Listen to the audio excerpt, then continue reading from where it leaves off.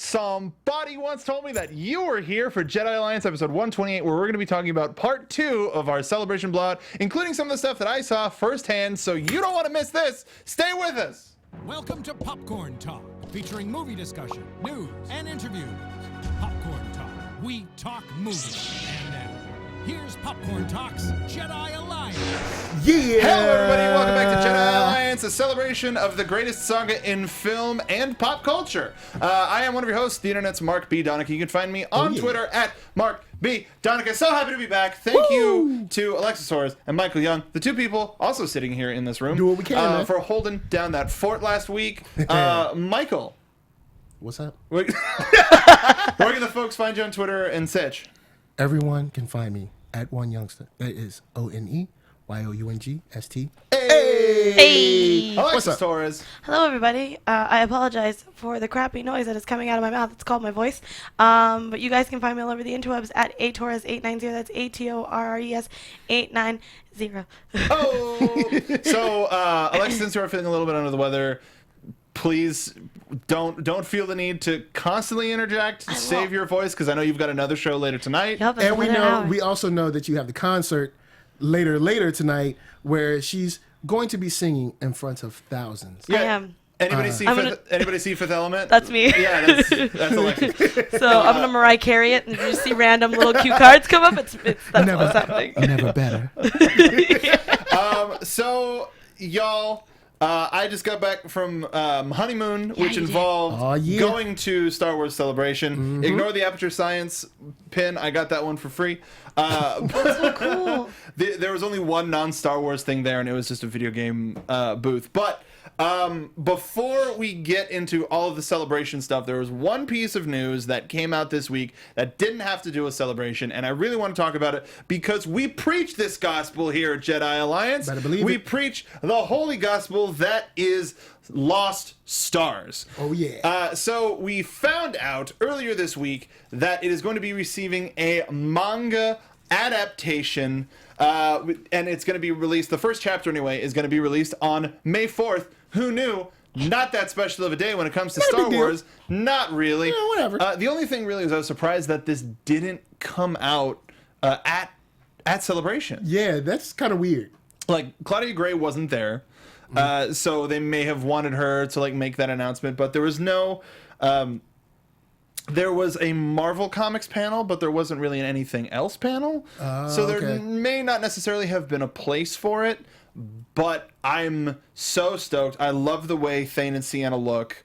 And it's the start. Once it starts to permeate into pop culture from a comics perspective. And I can't wait to pick that up either. I'm really psyched for that. There's no word yet on an English adaptation of the Japanese adaptation, but I'm pretty sure it's already underway. It's inevitable. But the thing, if for people who aren't as familiar with manga, is there are weekly magazines in Japan that are collections of chapters of various stories of various series, and it takes a while to have a book full, or essentially a book's worth of chapters. So it usually every 2 months. Usually, because the artists have to finish the work and then be able to release it en masse, and then advertising and special covers that take additional time, all that stuff as well. So the thing that I wanted to ask, I'm not tired. It's nothing that I want to ask anyone, or maybe I want to ask them something. I'm so sorry. I apologize for my grammar. I haven't really... What's wrong with accent? Oh my god. Nothing? We don't have time for that. Ain't nobody got time for accent. But does anybody think that this is a gateway and we might see an anime adaptation of the manga series, a legit Star Wars anime? Well, there was and I'm sure you guys have seen this fan, somebody did a fan animation. Sort of like the Star Pilot? The Starfighting pilot. And I'm like, whoever did that, the team that animated that, Disney, find them. I'm sure. I don't know the name of it, but it's on YouTube. You can look up like Star Wars fan anime or something like that, and it'll show up. Yeah. It's a cool 5 minutes, 6 minutes, something like that. It's from the Imperial side, just like Lost Stars. And it's a lot of fun. Well, part of Lost Stars. But yeah, it's a lot of fun, and I'm down for it. If you're a metal fan, it's somewhat reminiscent of an old Megadeth music video. Yeah. Wow. And some of the shots seem to be not necessarily lifted, but inspired by that video. So, Alexis, are you down for some Star Wars anime? Yeah. This is going to be great for our audio listeners because it's just going to be a lot of hand motions. But no, I mean, I love the that series that we had that was more like stylized, like Samurai Jack kind of stylization. So I feel like Gendy's one. Yeah, so I feel like having an anime style would be even fine with it. Super it's a Boss. logical next step. Yeah. I know Marvel did X-Men, or no, they did Wolverine and Iron Man and then they did the Black Widow Punisher one. They did the Black Widow Punisher one. They did. And there's probably going to be more soon Disney, at some point. Give Studio Ghibli a ring-a-ding-ding. Well, no, they're partnered. Oh, yeah. You're right. John Lasseter, and that just somebody, a friend of mine was talking about the pre-Disney dubs of My Neighbor Totoro and Kiki's Delivery Service and how rough they were. But then once Disney came through, it was like, no, here's some goodness. This is how you do it. Well, they get A plus voice acting talent. Regardless, yeah, I'm excited. It's super dope. I'm super excited. Not Holla like at Miyazaki, get this thing popping. Oh my God, please. Not like I need another. Oh Please. my God, a Studio Ghibli Star Wars movie. I need it. I need it in my life. Man, I need it in my life. That would no. be so sweet. Don't put that into the Oh world. my God. Don't My put brain. that into my head. Guys, start tweeting Disney now. Make it happen. Oh my God. Why not? Start tweeting John Lasseter. Oh, yeah, John, yeah. Oh, yeah. John Lasseter is the key to Hayao Miyazaki. Okay, cool. Yeah. Cool. All right. So let's head back to Celebration. It has been quite a week since. Oh my goodness, was it a wild experience. My wife and I took a red eye straight to the convention. If you watched last week's episode, I left a little bit of a video. And I watched your reactions, you beautiful so-and-so. I love you. I love all these beautiful folks that get to work with on this Jedi Alliance. Jedi Alliance. The Jedis, they have like the terry cloth robes and stuff. Exactly. It's just like The more relaxed side of the Force. Oh my God. coffee. We're fighting the Sith already? Yeah, I need some of that Jakku roasted coffee. So some of the stuff that not being able to do stuff really makes you sort of search and really spend a lot of time on the floor. My wife and I on the first day, we had a lot of time to kill before the only panel that we got to go to on day one, which was the Billy D. Williams panel. Panel. What? Yeah, Panel de Laurento. I don't know. Oh my God. So we got a chance to preview a new game, a new mobile game that's coming out. That's called Star Wars Puzzle Droids. Yes. Now, for anybody who is a fan of like Bejeweled or Disney Emoji Blitz or anything where it's you match 3 shapes and you advance. This goes a step further. I got a little bit of gameplay that we're going to show. So let's take a quick look at that, and then I'm going to talk over it. So this is from BB-8's perspective. It's him retelling the story of Episode 7. At least the main campaign is. So you go from bit by bit, starting all the way at the beginning of the movie with the Lor San Tekka. And while there is the basic elements of, hey, here I'm matching 2-3 things, there are extra story missions and extra character missions that you'll be able to unlock that are going to be able to add extra depth. So like if you earn a certain level, you unlock Rey. Rey gives you a certain mission, and then by completing those missions, you get higher level missions, which raises Rey's level, and you get harder stuff. And it's more than just, all right, here's round 1, round 2, round 3, round 4, round 5. It's a little bit more of a story kick, and you get a little bit more Star Wars for it. There's also stuff from R2-D2's point of view that's going to be like Wave 2.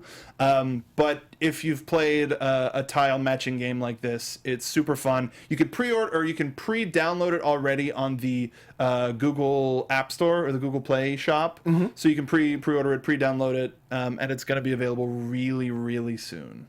But I would really recommend it. It was a lot of fun to play, and because we had nothing to do, I was there playing for like 20 minutes, just like, all right, let's get these yellow. So do they give you so they give you like a demo download or something, or could you only play it on their devices? We could only play it on the floor. Okay. So they had tablets that we can play. They had videos running of like all of the features, and then I just got to talk to them. They gave us a free shirt that my wife is going to sport because they only had lady sizes, and I mean I know I'm svelte, but I'm not lady sizes. Hashtag lady. No comment. So that was a lot of fun. I highly recommend everybody checking that out. This next thing I just wanted to follow up because I know y'all talked about it. The Women of Star Wars panel. And the Forces of Change, Forces of Destiny. Yeah. Force for Change is the charity. Forces of Destiny is the animated. There's a lot. The animated series and the toy line. So as everybody, as y'all reported last week, there's going to be a toy line attached to a series of animated shorts. Did you talk about the one that Dave didn't know whether he was allowed to announce or not? No. No. That there's going to be a Hera short. Do tell. No. And it's going to take place on the forest moon of Endor, and she's going to be in contact with Leia and Han. Ooh. It takes place in during the mission. She's one of the other rebel generals that's on the forest moon of Endor. All right, now this is awesome. cool. This is very cool, but we're tiptoeing on possibly breaking some story stuff. But it's cool. Well, here's the I'm thing, glad she's there, but I'm like, oh no, we're tiptoeing on But it sounds she was there really. She was, because I'm sure somebody's going to say that. Well, the first thing is she's in season 2 of the Freemaker Adventures. Freemaker Adventures, and that's not canon. So everybody went, oh, nice, Hera's going to be there, but it's not really canon, so it's no sort of confirmation or anything. Yeah. But this with Daisy, with all of the actors and actresses returning for their parts for this is teetering on canon. I was under the impression that all of these were canon. That's what I thought too. I just didn't want to speak out of turn. I was under the impression from the panel that these are shorts but still canon. I was in line for this shirt while this panel was happening. My wife accidentally went into the fast line, and because security was dealing with Donnie Yen, she just walked right up to the front of the line and she went, oh, that must have been somebody famous. And then realized, oh my God, that was Donnie Yen. But she got a chance to rush up, saw Daisy come out, and the end of that panel, which was really cool. And as you talked about them with their dolls. I also heard, I love the style. I also found out that while they're starting with the Women of Star Wars, it's also going to the Forces of Destiny line is also going to include Luke and of course. Han. Well, I think they it would be dope just sticking with the women. That's cool. I know, I agree think too. It'd be dope. I because agree too, but we could do something. You got Mom Mothma. Of course, politics have a stain on, but I think they could do something really cool with some politics stuff. Or her kind of giving some rousing speech to get people the rebellion, we're pumped. Yeah, the rebellion. Rah, rah, rah. Is that what that has? The rebellion pep rally. Oh my God. Next Wednesday. I'll go to that. I would go to that. Yeah, we got popcorn. Yeah. We got Popcorn. sweet flags. Yeah. Sweet flags and guns and But I think it would be cool because there's a lot of room with just the women to tell stories. And if they're shorts, I'm assuming they're going to be kind of like the DC shorts where they run as maybe bumpers on Disney XD shows and stuff. They are going to be on YouTube. Fun. They are going to be on YouTube. Okay. I think is going to be their main. Oh, okay, cool. Yeah, is going to be their main thing. But if you get YouTube TV, which this gentleman has, which I've had for a month, it's great to just like, since I'm here at the studio so often, this is turning into a YouTube TV commercial, but it's really nice to turn on YouTube TV and it saves like, oh, hey, this episode of Rebels, even if it's not a new one, it's like season 2, episode 3, whatever. Yeah, and it's like, oh yeah, I get to watch that. It still has commercials, but you can fast forward through commercials, whatever. But yeah, I'm super excited about the Forces of Destiny line, and that panel was a lot of fun.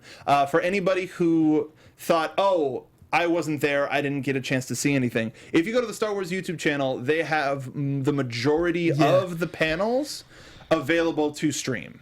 And I highly recommend the Women of Star Wars, the 40th, the Last Jedi panel.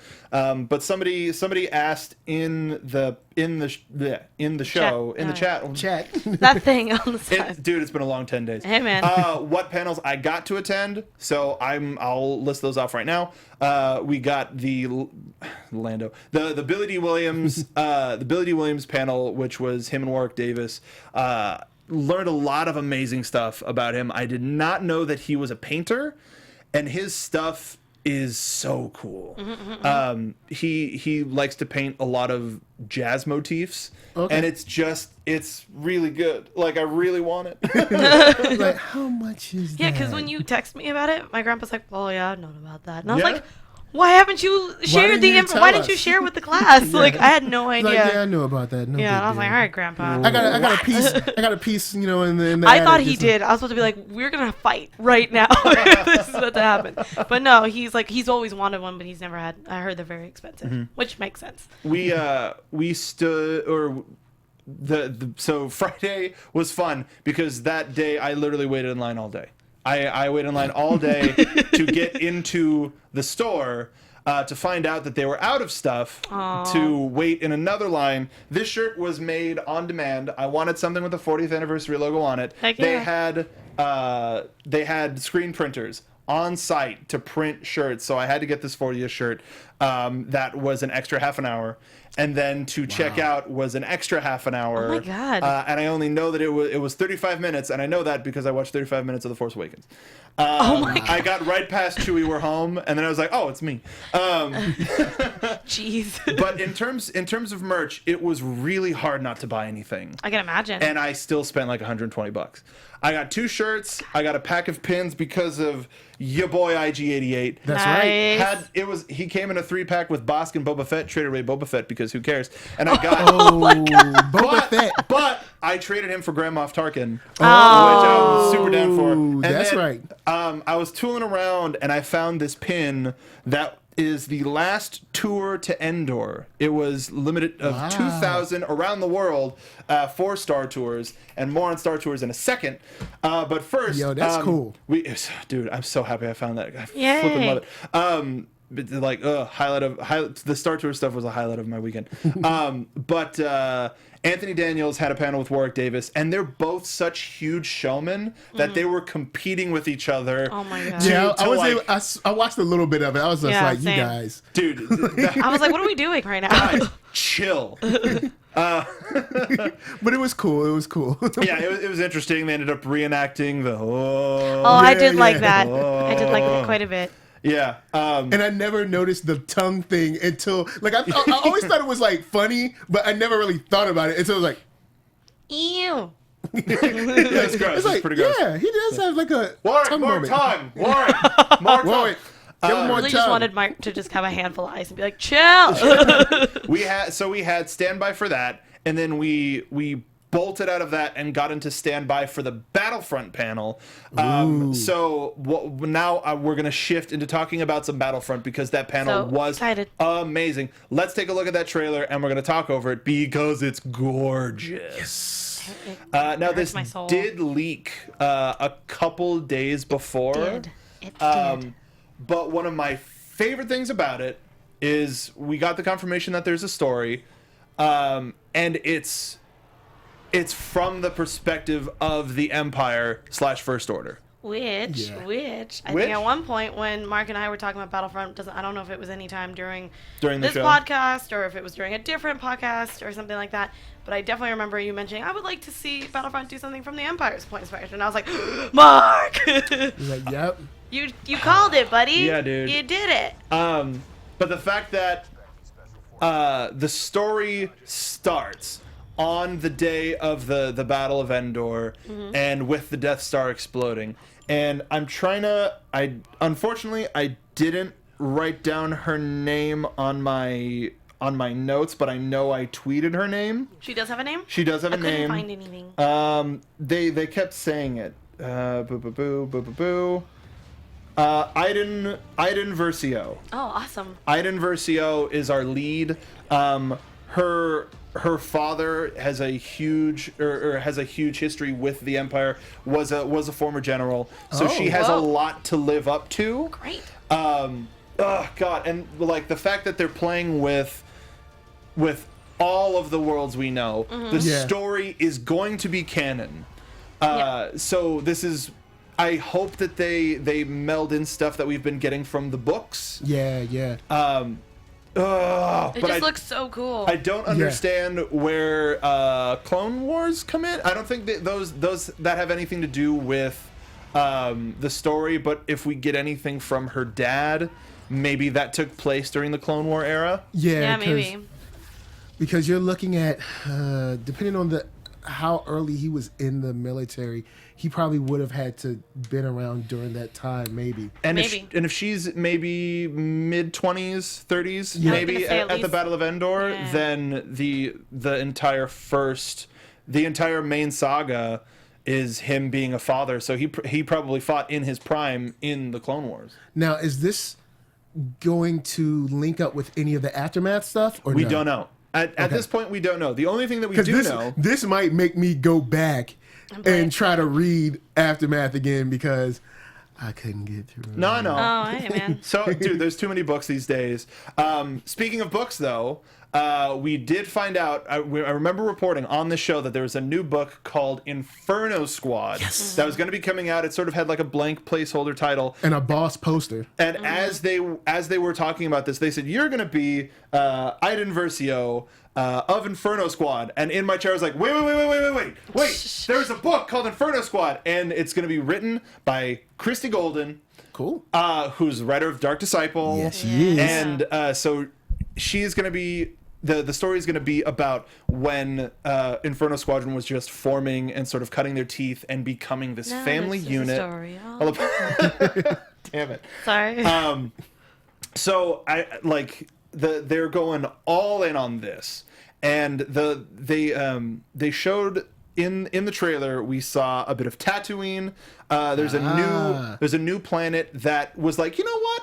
Let's join the Empire. What do we have to lose? Like the main hub of Inferno Squad is a planet called Vardo, that is just like, dude, the Empire, great in our books. So you get to really see the Empire was good, depending on who you were and where you were. The Empire was just fine. Like the Empire was just like, there's nothing. Wait a minute, you're gonna improve trade, give us supplies, and we don't have to worry about terrorists, dude. I'm all about it. Yeah, we don't have to worry about the Trade Federation anymore. We don't have to worry about the Republic fighting and everything, because the Republic was corrupt. They were highly corrupt. Imagine this: the Republic was so corrupt that the Sith were able to hide inside of it. That's how corrupt it was. So for a lot of planets, they were like, "Oh, cool, streamline this, fine with me." And it's super high tech looking. It's got a contrast of like this slate and red. They talked about these plants these trees that have red leaves that when they hit the water, it looks like they bleed. Which has. I wonder if that has to do with like that bleeding planet on Last Jedi, at all. The one where they're like flying and there's like red dust. Correct. That's a mining planet. Oh, okay. Yeah, cool. So that when they said it was a mining planet, that makes sense. But we also saw a bit of Camino and some starfight. Yes. So we saw Slave One and Obi-Wan's starfighter engaged in combat. And if we're at Camino, I wonder if there's stage specific heroes like there used to be in the old Battlefront series, and if that means we're going to be getting clone hero characters like Rex. Yo, bring back top Rex 5s. All about it. Wolf. No. Who was Obi-Wan's general? There's too many clones. Too many clones. Yeah.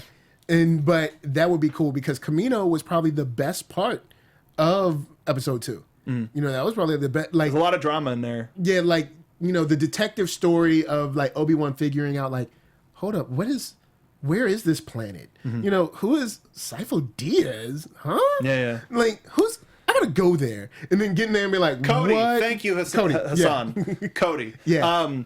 Other planets we saw, of course, at the beginning, Starkiller Base, Hoth. I thought I saw a planet that looked like Takodana, which is the planet with Maz Kanata's bar in it. They confirmed that there will be Tauntaun mounts on Hoth, which I'm super down for. And from Space Battles, they mentioned Vulture droids, First Order starfighters, ships are going to be upgradable.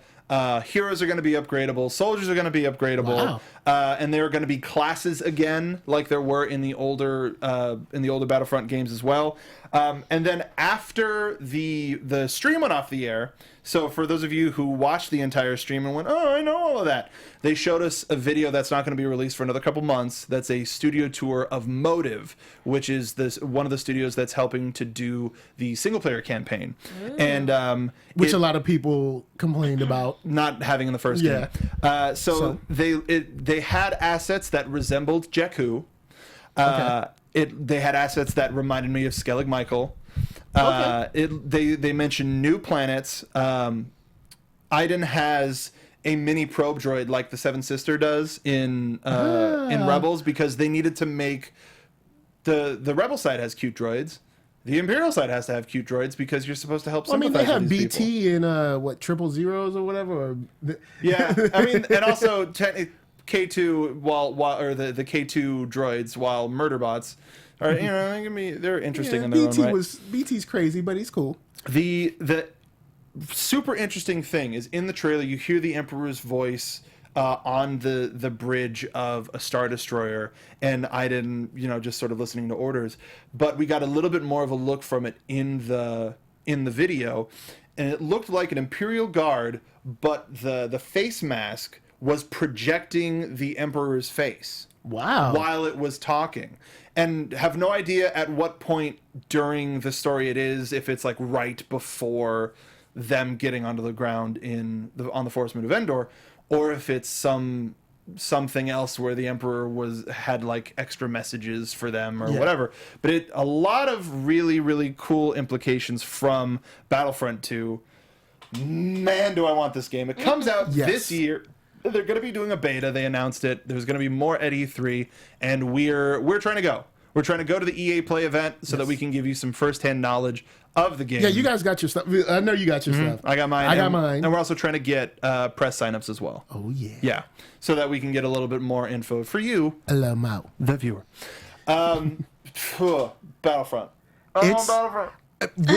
I was just watching the trailer and thinking, I wonder how long it'll be until we get maybe a theatrical release of something like this. Like, I know, we have our CG movies, like kind of like Pixar or like Disney with like Moana or something like this. But, this type of I guess the last one that we've seen kind of close to this was maybe like Spirits Within, maybe. They kind of tried something like this. Yeah. But it's getting...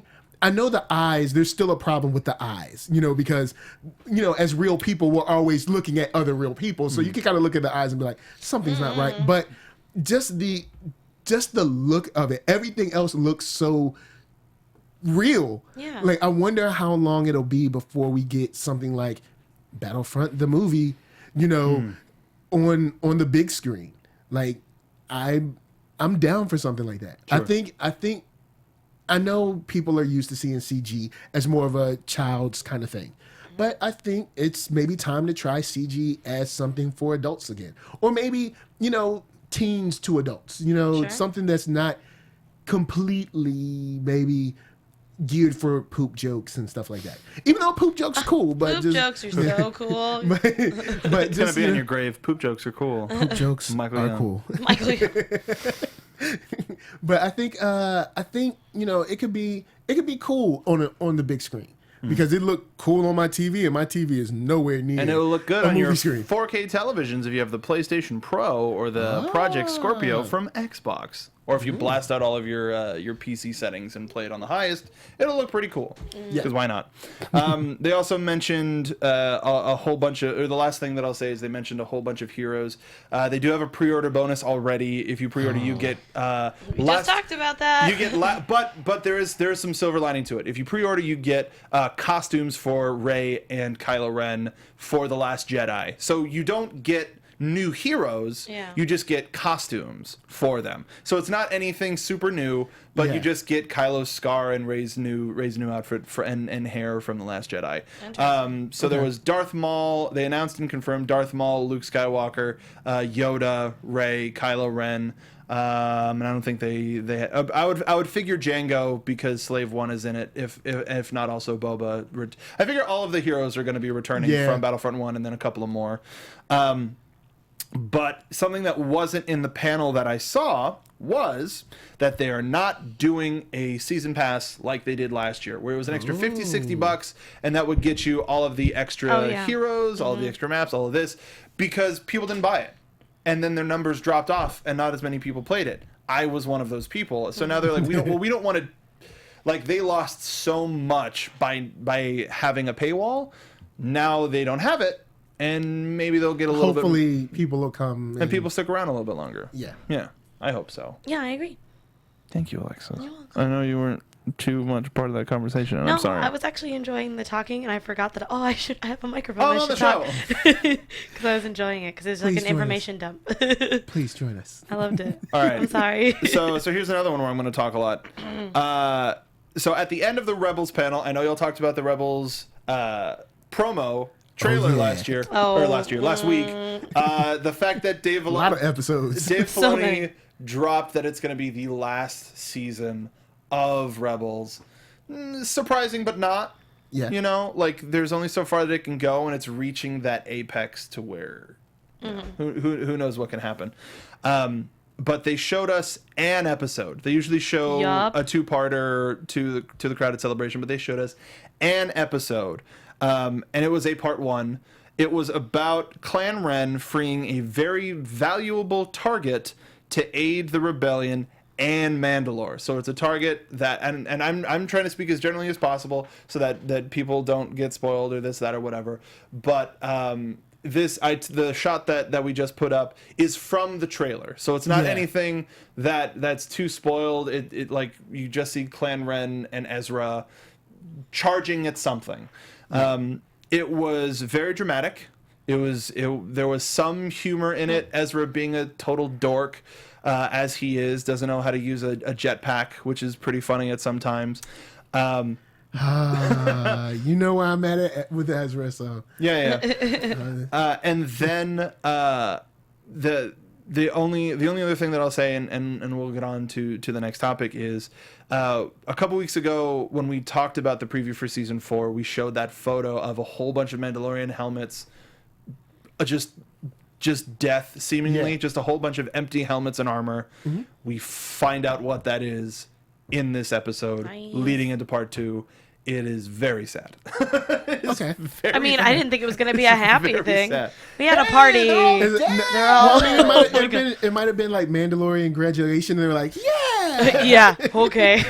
Woo. Yeah, that's what it is, Michael. Oh my god. That's exactly what it is.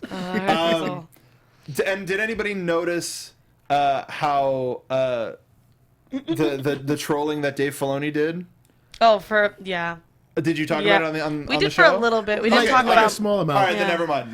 No, you should. You should we're talk interested to know your thoughts. I think he's just trolling people. Is during the panel he had a T-shirt that had Ahsoka Lives with a question mark under it, and then when he came back and said, "Hey, we're going to show this episode," he came out with a shirt that had Ahsoka Lives ! And then during press in the press room, he changed back into the question mark shirt, denying that he ever changed his T-shirt. And I was just like, dude, what are you doing to me? But I also love it because during the heroines of Star Wars, like Ashley came out and she's like, Ahsoka lives, right? And he's like, I have no comment. And I was like, and something kind of cool that happened, and I was too nerded out about it. I put it in the chat of the show because y'all were live as it was happening. Yeah. My wife and I spent Sunday night at City Walk. and as we in Orlando at Universal, and we were walking by, and I went, "Oh, that kind of looked like Dave Filoni," because he was wearing a baseball hat, and I was like, "Wow, you really can't spot him without that cowboy hat. That cowboy hat is needed. It's so iconic." And I'm pretty sure he was walking with Ashley Eckstein as well. But it was one of those things where it's like, it's not the convention anymore. Yeah. They're here with their families. Cool that I got to see them. Let them have their time. Yeah. And then at Disney's Hollywood Studios, as we were walking through past the Brown Derby restaurant and just walking into another area, I saw the Prinze Jr. family, Freddie and Sarah and their kids. And it was another thing where it's like, they just got done with dinner. Yeah, it's kind of weird. They're with their kids. Yeah. They've got like a guide with them. Cool that I got to see them. Yeah. Because even when I see, when I see people like that and I approach them, I don't, like, guys, don't try to take like all of the time. I just say like, look, I love what you're doing. It's just amazing to have met you. Thanks for all the cool work. And then, and then I bounce instead of like, don't try to like get everything signed that you could possibly. Yeah. It's just like, hey, I love what you're doing. Take it easy. And then, but you also you don't know, since you're outside of the realm of convention, if they've had people come up to them all day. Yeah, so I like to play it safe. If we're not in a setting where they're ready for that, understood. Don't do that. Which is tough too, because you're in a theme park, so it's like people probably either are sneakily taking pictures, I did with somebody else. I've heard intel from friend of the show Emma Fife, since she is a VIP guide at Universal Studios. Yes. She's walked people around before, and they get people to walk them around so that they're not interacting with the public. They can enjoy their day too without being stopped every 5-10 feet. Yeah. So totally understand. It was cool to see them up close and personal. Though I know he had some tough words for Ken Knapsack because of the events that occurred at the Star Wars Schmoedown at Star Wars Celebration. Oh, yes. Some sour words for him and Sam Witwer were very fun. I was really sad that I didn't get a chance to see Ken in person, but they were just as busy as we were. So I'm just happy for him. And that was a pretty tough match. Yeah, that was a pretty tough match, man. Sam is like Ken is crazy. Sam is like those two guys. There needs to be another rematch. Oh, it'll happen. I was like, they're not gonna let that. Ken and go. Sam 3. It'll happen. Make sure to go support Ken, the founder of Jedi Alliance. But the Rebels. It was that good. It was really good. It was good, but it was awesome. just like good. Though I was sitting next to a dude that probably camped out that night because it wasn't smelling so good. So anytime he went, and this shout out to our audio listeners because I'm about to do something physical. Anytime he went, yeah, I was just like, good. It was.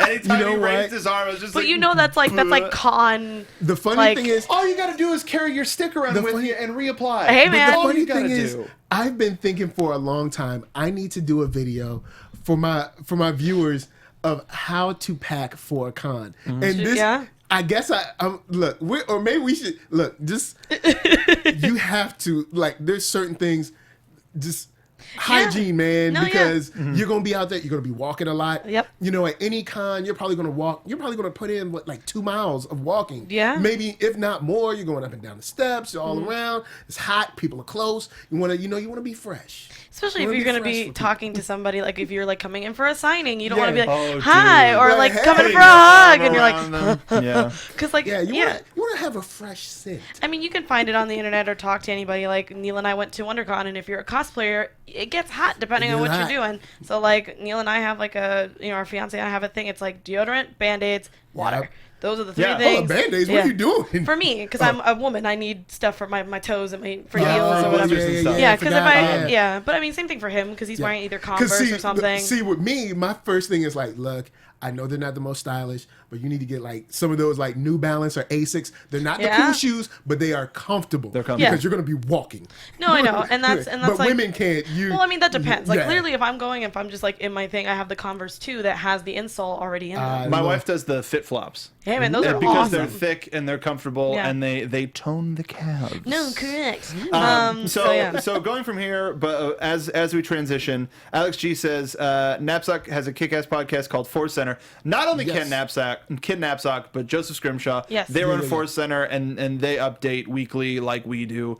Absolutely love them. I've been from before Celebration, during Celebration, and after, I've been talking about getting them on here and us getting there. And actually, I was on Force Center. Yeah, so. I was on Force Center with the guys. It was real fun for the Thanksgiving episode. Mm-hmm. Yeah, so we did Thanksgiving dinner together, carving our turkeys with lightsabers. Yeah. Disgusting. I didn't go to Galactic Nights, which we talked about on the show, which was the extra ticketed Star Wars party at Hollywood Studios, but. I did go to Hollywood Studios with my wife just as a part of our trip, and we got to see the Star Wars fireworks spectacular, so good. which is the coolest because they project on the Great Movie Red building, which looks like Mantz Chinese Theater, and then they have two other buildings that they project on as well. It's remarkable. It's one of it ends with a sort of a tribute to all 7 Star Wars films and wraps it up in like a really cool, really emotional Star Wars pro fan thing. And it was great to be there amongst other fans watching it. Okay. I would recommend go there before Star Wars Land opens because you will not be able to find a spot once it does because that place is going to be run over with Star Wars fans. Right. But transferring to the parks, also went to the Disney Parks and panel / History of Star Tours panel. It didn't call it the History of Star Tours panels. It was just the Disney Parks panel. But to my absolute joy, they started by bringing out Anthony Daniels and Imagineer Tom Fitzgerald, who helped design the ride. And they just talked about Star Tours for like 20 minutes, a half an hour. Oh my God, you must have been in heaven. It was Yeah, heaven. because we know you love Star Wars. I know, like It's the best. I mean, it is the best to be honest. Well, Like, there were until Star Wars Land opens up, it's the best. Yeah. So three of my favorite things to come out of the Star Tours talk was one, they're going to do a journey to a planet from The Last Jedi like they did in The Force Awakens. We're going to be going to Crate, the mining planet that we saw in the teaser for The Last Jedi. No word yet on who's going to be the person that's going to be guiding you through that experience because that would probably be a partial spoiler. Then also, Anthony Daniels told a really adorable story about for the original Star Tours. If you've only ridden on the new one, C-3PO is in the queue only, not necessarily a part of the ride. He only does like the "we thank you for joining us," and it's hilarious and cute and adorable to watch Anthony Daniels go into C-3PO. But he and the gold jacket too, man. I know, like for real. He genuinely loves C-3PO. Genuinely loves him as a character, and I love him. So. He told a story about doing the performance capture for reference for the audio animatronic engineers, and he talked about a moment where he gave a line and he took a moment and looked down at where the line would be, just like a quick glance, and then back up at R2, and then continued with his dialogue, and then fast forward to the walkthrough of the attraction, and he's just watching 3PO, and 3PO looks right at him. And then goes back to talking to R2. And he felt like, that doesn't make sense because I'm right here. Yeah, that's not me. I'm me. I'm me. Which is just a wonderful way to show his dedication to that character. Yeah, he awesome. rides hard for Star Wars. Like seriously. And I mean, I know all of the actors have done their part, but I feel like he's definitely earned his stripes for he's traveling around advocating for Star Wars. He's one of the only actors who's been in every movie. Correct? Yeah, if not the only. He's been in every every movie. Including Rogue One. Yeah, it's been long enough. He was in Rogue One. It's out not on that, home release. It's probably on at YouTube home, somewhere. I'm Like it's fine. Yeah, once it's at home, I'm like, nah, it's fine. Not to derail, but speaking of actors who got to go to who were part of Celebration and all that kind of stuff, I know that maybe it's just big for me because I know that he got so much crap. Hayden showing up to Celebration to me, I don't know why, but that was huge for me, I guess. I was really sad that it was only 2 questions. Yeah, I know. But for what we got, it was nervous. It was a good start. It was a good start. I do like the fact that, and I didn't get to see. I only saw the clip of him coming on and people cheering, but I didn't see the questions. Yeah. But I'm glad that people, showed him the love that they did. Yeah. I was really worried. Because there was, there's things with the prequels that people might not be happy with. Sure. Sure. Oh, yeah. But for better or for worse, he's Darth Vader. He's Anakin Skywalker. No, he's our guy. I was gonna say Matt Lanter. Well, He's both. Sorry. So He's both. But you know what I mean by he's Vader. He's Anakin Skywalker. Yeah. He's our guy. And he's only doing what the director has him do. Mm-hmm. Yeah. And I'm glad that people have embraced him the way they did. Yeah, because George Lucas too, because I was worried. Oh no, how George will always have love. Yeah. Well, I know that, but I guess maybe it's an in-your-face thing because online there have been many fans that have acted like George Lucas did not create this stuff. Well, and the thing it's all talk on the internet. It's all talk, but ultimately, when you've got Ian McDiarmid and Hayden Christensen coming out, that's Star Wars. That's still Star Wars. Yeah, like having them sit next together, I was like, look at it, it's and great. And you just kind of wanted Ian to turn to him and go, "Have you ever heard the story of Darth Vader the Wise?" Man, one of the best scenes in probably all of the prequels where just behind them and you're like, this dude is so dirty. Yeah. This dude is so slimy. Just like that. This dude is so slimy. Somebody needs to definitely arrest him now. Yeah. No, for real. But it was just watching the stream live at work. I got all teary-eyed because I was definitely thinking he's not Justin Bieber status or anything, but I know that in that time frame, that's what he was. I was just scared people were gonna be and throw a bottle at his face. I hope in the next Celebration he gets his own interview segment. Yeah, because I think he deserves it. We get Natalie Portman. We get Ahmed Best. Yeah, I would love to see an interview with Ahmed Best. Yeah. Again, Jar Jar love. Yeah, we got it from Liam Neeson though. That was cool. That was pretty funny. Pretty cool. I enjoyed that. But yeah, I know that I didn't want to go into too much detail about it, but it made me happy that because it looked like, at least from people that I know who went to Celebration who got into the 40th panel, when he came out, a lot of people seemed like he was kind of time out to the first time. Yeah, because you never know because of all. How online it gets rough. Yeah. And he probably was like, man, what if I come out there and it's booze? I don't want to come out. You never know. Because I was thinking when George came out, it was going to be like, yay. Nah. No. Nah. I thought it was going to be Wars. mixed. But there's a lot of people that George doesn't know what he's doing, and George he ruined Star Wars. So I thought it was going to be mixed, kind of half clapping for George. And when he came down, I was just like, yes. Cool. Yeah. Word. So the fact that he apparently some people's for people who were sitting in the front said it looked like he was getting teary-eyed, but again that's from people I just talked to. I'm like, it might have been your angle. And maybe you were getting teary-eyed. I was like, maybe it was you getting misty-eyed and you couldn't see through your beautiful tears of what was happening. But it was just really cool that he was able to smile the entire time. And yeah, I agree with you that I felt like he should have gotten a couple more questions. But the whole panel was a certain amount of time. I was hoping that they were leading up to the future and George, and that we're probably still a long way from this. But if George Lucas came back to do an anthology movie about anything he wanted, and he had Disney going, okay, all right, George, let's steer you here, there, the other place. But if he could come back and do an anthology movie about anything that he wanted, here's why I'm down. Cool. Here's why I'm down with That'd be so dope. Because there's 2 names in Hollywood that have always pushed the boundaries of tech in film. That's George Lucas and James Cameron.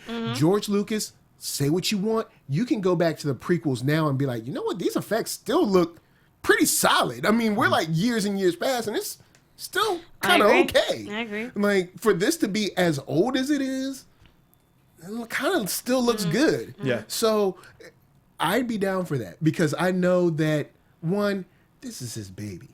Yeah. And two, you know that he's going to do some kind of cool visual thing that we haven't even thought about. Yeah, Yep. something completely different. Yeah. Not just red tails in space, but Oh my God. going back. Red Tails was cool. Red Tails was cool. You Yeah. should check it out. It's not that But I bad. know what you mean, though. Yeah, At the yeah. same I'm time. just going back. Yeah. So the last thing about the Star Tours section, and we're back. The last thing Sorry, about the Star, sorry, it's okay, sorry. that's fine. I know you want to talk about that, and I'm sorry for not including that. But the last thing was the second that the Imagineers were shown the pod racing scene in episode 1, they wanted to go, oh hey, let's change Star Wars. But they went, no, we got 2 more movies coming out. So they're like, okay, and then they were shown 2 and went, oh, we want to do this. And then they were shown 3 and went, oh, we want to do this. So that's when they got the idea, what if we do different stuff every didn't know time? that. But the fact that it started as early as Phantom Menace Yeah. blows my mind. That's so crazy. Yeah. I like that. And it took to 2010 to close the ride and reopen it. Yeah. So the second part of the panel was all about Star Wars Land. Did you guys look into this at all? I didn't look into most of it because I kind of wanted it to be a surprise because I really wanted to go. Okay. But yeah. But so here's I left another prop in the car. Damn it. So they talked about how characters are going to remember you. What? It's not going to be, oh hi, I'm Timmy the weak way. The weak way.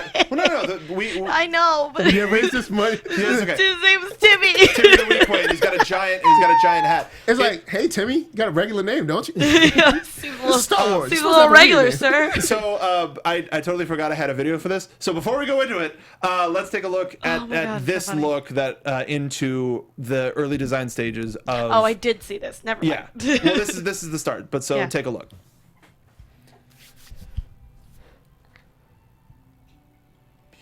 It's so pretty. Beautiful. There are a couple of those moments growing up, and for me, one of those was going to see Star Wars.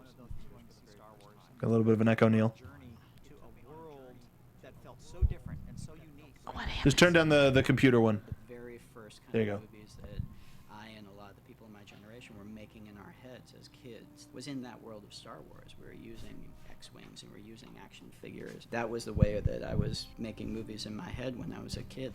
Wouldn't it be great just to walk into the Shut up, Dave. cantina or one of these experiences or just sit on the Millennium Falcon? Wouldn't that be great? And now Duh. this generation of kids is going to get to have it. One of the things I'm most excited about is inviting our guests into that Star Wars universe. Being able to see it in person and to touch it and to smell it and taste it and kind of live that amazing Star Wars experience for themselves. It's all the things that you've always wanted to do watching the movie that you've never had a chance to do. Having this attraction will allow guests to really immerse themselves and feel as if they are really truly visiting Star Wars. Our goal as we set out Looks on like a this pod journey racing was engine to cooking create a meat. place that was so authentic, Yes. so real. that My when our wallet kids step already inside, hurts. they're It's there. not even They're done in yet. the So movie. And to do this, we had to partner with Lucasfilm, partner with the team that's bringing these films to life. And together, Walt Disney Imagineering and Lucasfilm are crafting a place that is just going to amaze our guests, a place that they've just never seen before. That we care a lot about making sure that the experience that people have in the parks Mm-hmm. feels like an immersion into the story of Star Wars and feels like an immersion into the place that we all recognize as Star Wars, even down to every little detail. One of the areas that we're paying particular close attention to is the story. We're creating a place that is an extension of the Star Wars universe, not a recreation of an experience that you might have seen on screen, but something totally brand new. There will be things in there that will feel very familiar, things in there that they've always wanted to see. But yet on top of that, we're also designing and creating new experiences so that it will really enhance what the Star Wars universe is. You walk in there and everything from just being in the environment to having random characters that you actually interact with, everything about it is crazy. just about total immersion. So it's very early in our development and the teams are working hard. We're not quite ready to announce all the details yet of the project, but when we do, I'm hopeful that you'll feel as excited about what this team is working on as I am. When Bob Iger first mentioned that Parks and Resorts were working on a Star Wars idea or a concept, he used the word ambitious. This project is the most ambitious project I've ever seen in the history of Walt Disney Imagineering.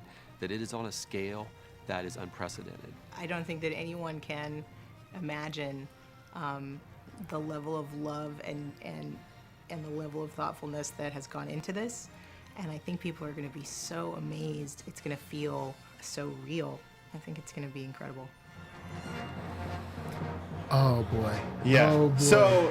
So one of the whole reason I bring up Weequay is you saw a guy in there working on one, Yeah. and it could be anybody, but could you imagine if they have a Captain Hondo face character? Wow. Oh my gosh. That is there and wants you to be a part of his crew. You see, like something. Yo. Yeah. The only thing I can think of is, depending on how good this gets, this could be like, and not the negative stuff, but the Westworld of like Westworld level, not the negative stuff, but the all the fun stuff of, well, no, not that fun Okay, stuff. hold on. But a good adventure, but Westworld level, like, realness. We got Can I interject? question in the front, please. No, I wanted to talk about the fact that you brought that up, because a lot of people are talking about the fact that now that there's that Star Wars hotel that's going to be coming out, that it's going to feel... It's still rumor. There's not a lot of information about it, so I didn't want to bring it up. But sorry, I can stop now. I just...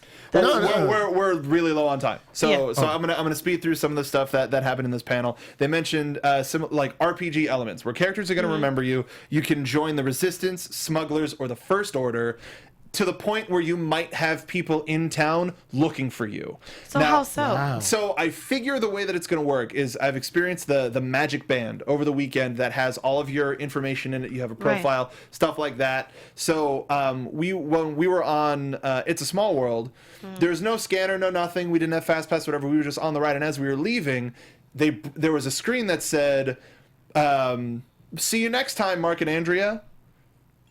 Just because it knows the band. It knows the band, so I figure without even having to be like, boop, what's my rank? People will be able to know information based on this, and it's like, hey, this kid has been doing this thing. Go find this person. They look like this, or they're wearing this sort of band.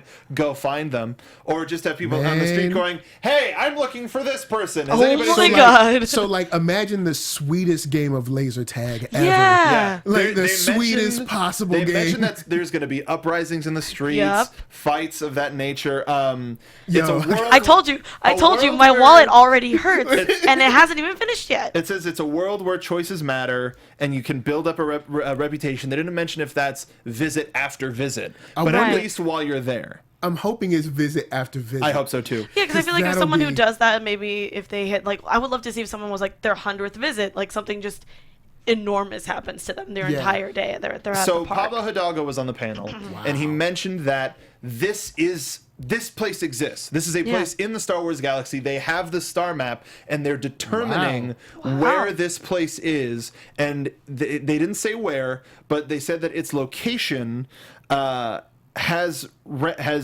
welcomed certain histories and ramifications. What a world to live in that we can use a park, like a theme park that might be canon. Like, that's insane to me. It's canon. Well, sorry, that Like, is the canon. place excuse is me. canon. This is not an interpretation. This is is Star canon. Wars, something canonical. Wow. Wow. So literally, you walk into this world, you are a part of Star Wars now. Holy you crap. are now in Star Wars. That's insane. Congratulations. Congratulations. They also Super. The last thing that I'll mention before we start wrapping up is they mentioned that they've made new lightsaber technology. Yes. So they're in real life. They made lightsabers that apparently are amazing. Wow. So I guess They didn't show anything. Right. It was just the guy hosting the thing said, I saw them. I don't know how they do it, but it's really good. It's so good. Like, he just wouldn't let it go. He's like, I have no idea how they're doing this. But And we got a little bit of an idea of what the Millennium Falcon experience is going to be, but I'm not going to talk about that because that may be a little bit too spoilery. All right, cool. But it is something that everybody can be involved in, and not just, all right, pull down your lap bars, put on your seatbelts. It seems like Just like that. you're actually doing stuff. It's not just, oh, I'm here to go on a ride. It's you being in Star Wars. Man, that hour went by real fast. okay, didn't really it? quick. I know we got to go, but how did you feel about the trailer? Because we didn't get you on. Oh, the Last Jedi trailer? Yes. How do you feel about the Last Jedi? I was also in line when that came out. Not enough time. Okay. Next week. Not enough next time. week. Fine. We'll he's talk leading about it off next week. because I want to know. I really want to. I want to know what The Last Jedi is. So before we go, ladies and gentlemen, put yourselves over. Tell the folks where they can find you and what you're working on. Alexis. I'm not going to be here next week, which makes me really, really sad, but I will be in the chat still hanging out. I'm on my bachelorette party, East Coast style. Then don't be on the damn chat. You don't know. I might be in the hotel. I don't know. Anyway, but you guys can follow me all over the interwebs at ATORRES890. That's ATORRES 890. You guys can catch all the shows I'm doing because I don't have time to list all of them, but I will be on Bob's Burgers. We have 2 episodes tonight, so we have an hour-long after show. You should definitely check that out. Michael Young. Cool. You can check me online at OneYoungster, which is ONEYOUNGSTA. And you can find me on Black Hollywood Live doing my NerdSoul thing. If you want to find me on YouTube, it's one word, NerdSoul, NERDSOUL. Blind Spot comes back this week. And a big super shout out to Ty on our Facebook page. You're the man. Yo, thank you for holding us down. Peace.